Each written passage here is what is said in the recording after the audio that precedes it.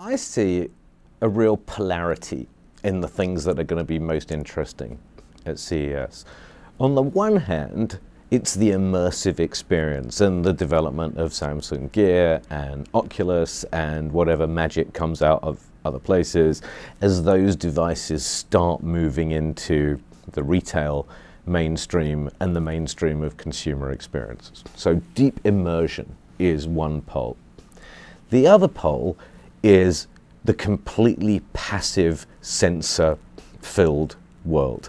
And they couldn't be further apart. And I believe that what CES does is it shows all of the bits in the middle, because it's software feeding this and it's software feeding that. And what we're going to see, from VR devices to intelligent refrigerators and washing machines and screens and so forth, is all of the devices that connect the immersive to the passive. And I think that's pretty interesting.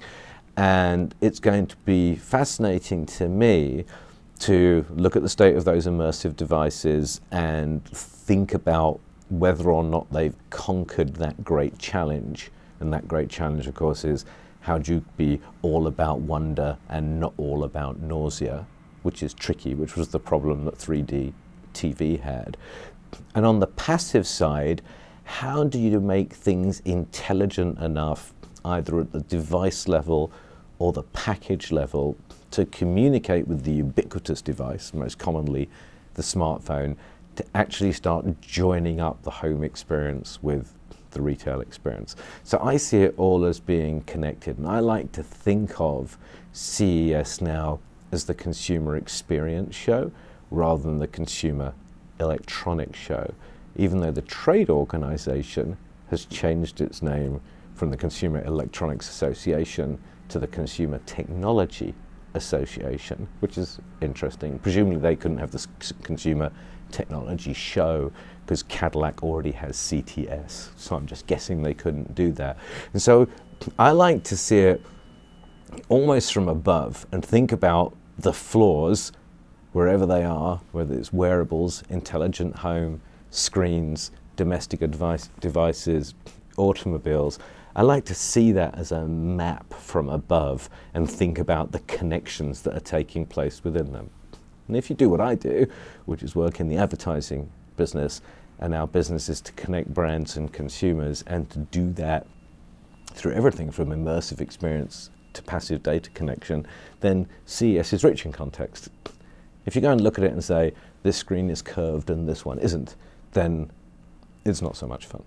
As it becomes harder and harder just to impose messaging on people, the slamming people over the head repeatedly strategy seems to be decaying in effectiveness and indeed opportunity these days, with ad avoidance of one description or another. Whether it's Netflix or ad blocking, they're still ad avoidance.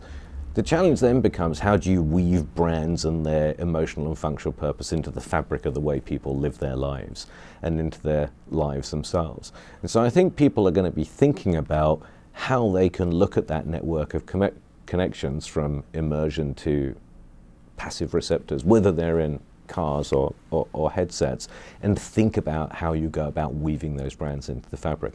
And that's a pretty complex intellectual puzzle, because one of the things it does is the brand has to start existing in more than its standard dimensions, and it needs to have an extra dimension.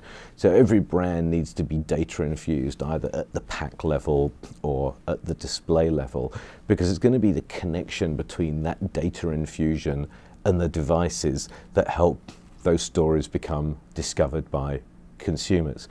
And I think storytelling, which has always been at the heart of advertising, will increasingly become something that's done by consumers.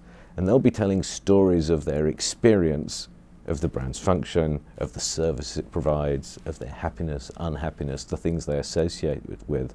And what the brand's job is to help people find stories and find experience about which they will tell stories. And so I think there's a interesting nuance in the mindset of how you go about it. And clearly they'll be dealing with reality, which we do all the time, or some of us try and do. They'll be dealing with virtual reality, and they'll be dealing with augmented reality. And virtual reality is about creating whole new worlds and parallel experiences. And augmented reality is creating that extra data overlay on the built world, whether it's packaging or buildings or anything else as it exists. So I think there's a complex series of interlocking issues of, in a world where delivery is challenged, how do you optimize your opportunity to be discovered?